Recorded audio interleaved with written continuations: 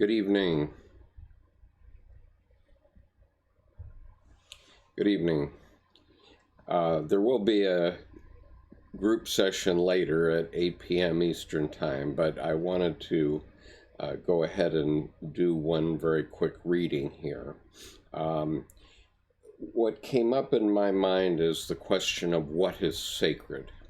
And in this past week, we've had some astonishing revelations, both from Pope Francis and from the Southern Baptist Convention. And we've been having revelations from the administration, the American administration, for about the last year on how the United States government is treating children in the southern border area who are arrested for coming into the country. And so it really brought to my mind the question of what is sacred. And this issue comes up because in the movie Don Juan DeMarco, Johnny Depp has an important scene where he says that there are only 4 questions that are of value in life. And those questions are, what is sacred? Of what is the spirit made?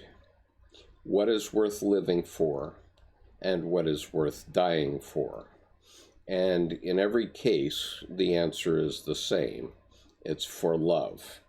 And I've put underneath this video right now a link to Johnny Depp actually delivering those lines better than I could deliver them. But in any case, yesterday I received my package from Amazon, and the book that I received, it's actually 2 books, 2 volumes, called Catafalque by Peter Kingsley, and the subtitle is Carl Jung and the End of Humanity.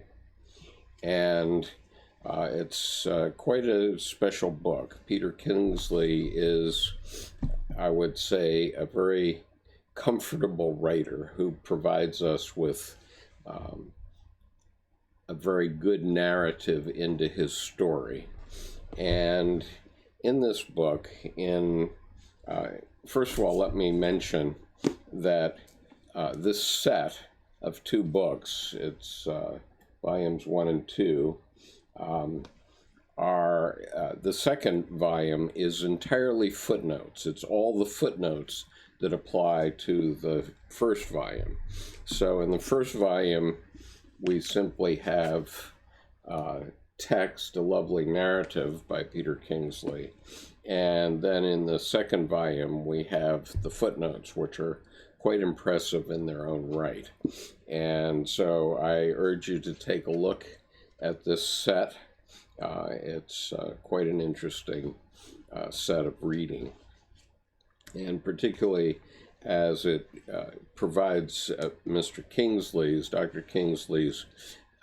very poignant comments about Dr. Jungians and the community of Jungian analysts.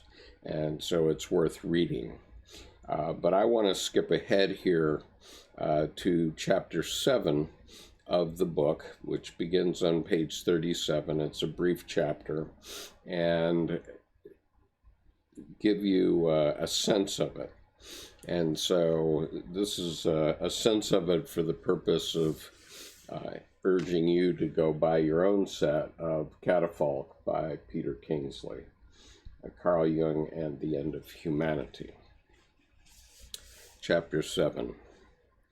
In the darkest past, it was traditional, when starting to speak or coming together with others, to invoke the presence of the sacred.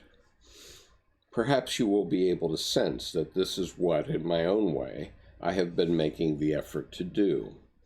But I also need to make the point quite clear that invoking the sacred means invoking what's really sacred, not what might have been sacred for some other people or people hundreds, even thousands of years ago.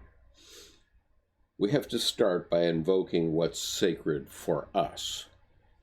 Of course, we are free to complicate things and get into the messiest of arguments by insisting we are not at all sure that would be.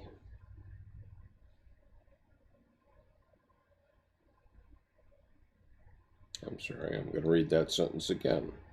Of course, we are free to complicate things and get into the messiest of arguments by insisting we are not at all sure what that would be. The simplest truth is, though, that we all know perfectly well what's sacred to us, and have for a very long time. Ever since we were children, we have been able to sense what's sacred in a landscape, the sudden rush of birds in the morning, the smell and touch of a flower petal, watching sunlight make the trees or grass so luminously and shockingly green. We all know what's sacred right from the beginning. No one ever has to teach it to a baby or child. They know just as well as we know. They can find the sacred in a forgotten little back alley somewhere. They'll find it even in a weed, on a piece of moss. But this leads straight to the real question that needs to be asked. I have to admit it's the last possible subject I would want to talk about, although at times like this there is no choice. And here is where things become really difficult, because in terms of the West, in terms of this strange culture we have created and made our own, it's not enough to look inside ourselves and see what we can see of the sacred. We also have to search ourselves and discover what it is inside each of us that, individually, but also collectively as part of this Western civilization, is hell-bent on destroying the sacred. This is the question which has become so scary, and also, for the sake of being truthful with ourselves as well as honest with each other, so necessary. To be real about the sacred is to see not just what inside us is not sacred, but what it is inside us that's against the sacred. What is it in our civilization that's systematically, year after year, and minute after minute, mile after mile, and inch by inch, gutting everything sacred it touches, devouring it inside ourselves at the same time as irresistibly, inevitably, eating it up outside us in the beauty of landscape and nature? When I was a teenager, I often would hitchhike down from London to Stonehenge, sometimes in the middle of the night. And it was so simple there. I could creep in and sit quietly underneath the old stones, meditate, stay as long as I needed. Then, after I learned to drive and come back years later, aside from all the extra rows of barbed wire, it was almost as if you had to buy a bunch of postcards just to be able to get somewhere close. And this is simply a symbol of what we do. Whatever hasn't already been wiped out, but by some miracle happens to have been preserved, now has to be preserved from us and put as far away as possible out of reach. There is no trusting ordinary human beings with the sacred, with what used to be sacred.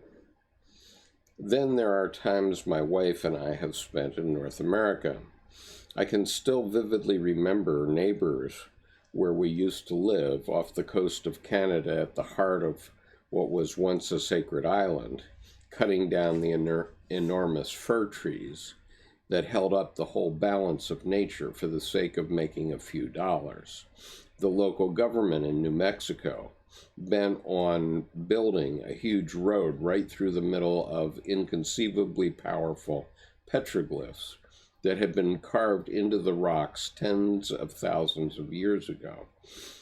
The magnificently brooding nature in North Carolina, which had turned its face away from humans and hidden its deepest secrets because of what it had to witness.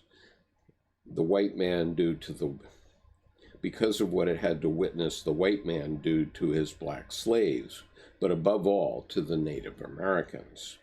And Switzerland is where I used to come, together with my family, when I was a young boy.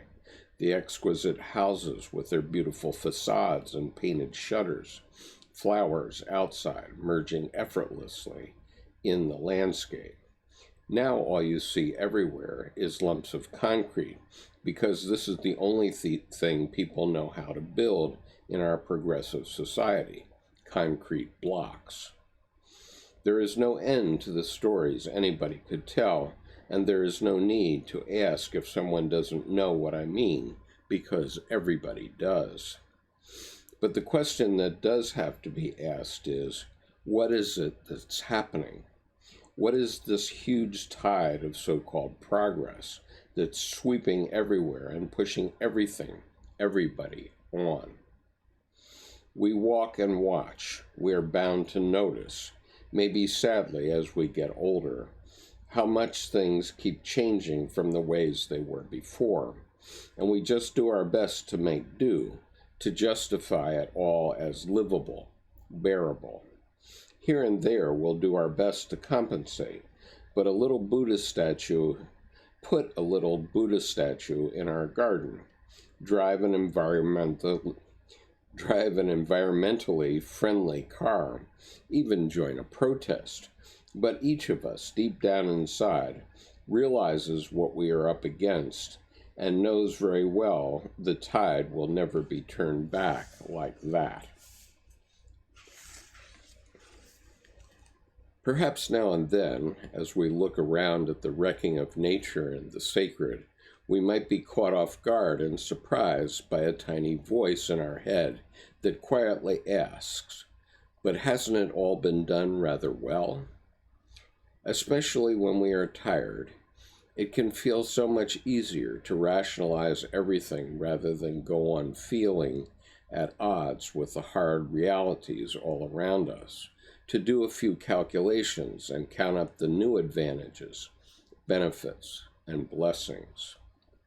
And there is a certain calm reassurance that comes from joining in with the collective explanations, except that none of them ever comes anywhere close to being an explanation which is authentically real. We can try blaming the population explosion. That's true to an extent, but barely scratching the surface. We can put the blame on technology.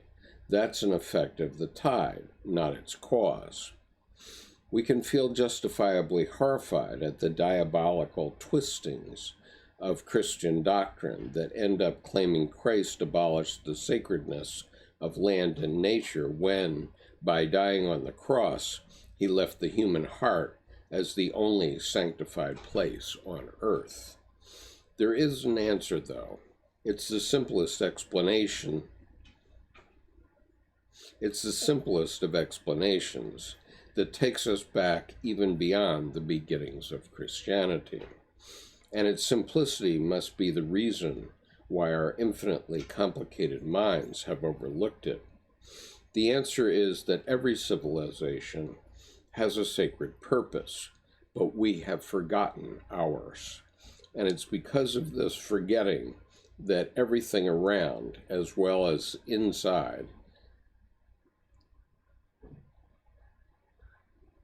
and it's because of this forgetting that everything around, as well as inside us, has gone so terribly wrong. Okay, so that's chapter 7. I've been reading from Catafalque by Peter Kingsley, Carl Jung and the End of Humanity. And it's a lovely box set. It comes in 2 volumes, volumes 1 and 2. And the second volume is entirely footnotes for the story that Peter Kingsley tells. And so That's going to be the conclusion of my reading for today, and I'll be back at 8 p.m. for our regular Monday evening session of the Carl Jung Depth Psychology Reading Group. See you then.